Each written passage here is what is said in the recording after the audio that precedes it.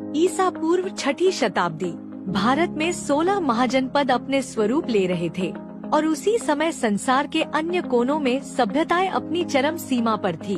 उत्तर पश्चिम दिशा में फैला था विशाल आकेमेनिड साम्राज्य, जहां राजा साइरस महान और दारियुस का शासन था। ईसा पूर्व 550 से 330 तक यह साम्राज्य फैला रहा, जिसके अधीन गांधार, कंबोज और बल्ख जैसे प्रदेश आए। इसका प्रमाण बेहिस्तुन लेख और फारसी अभिलेखों में मिलता है। राजधानियां थी परसेपोलिस और सुसा, जहां से राजमार्ग भारत तक विस्तृत थे।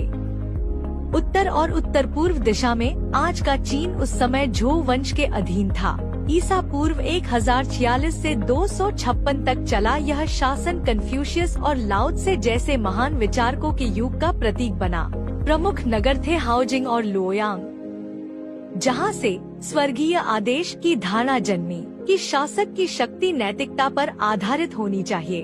पश्चिम दिशा में मेसोपोटामिया क्षेत्र में नवबाबिलोनी शासन का अंत हो रहा था और फारसी प्रभाव तेजी से बढ़ रहा था।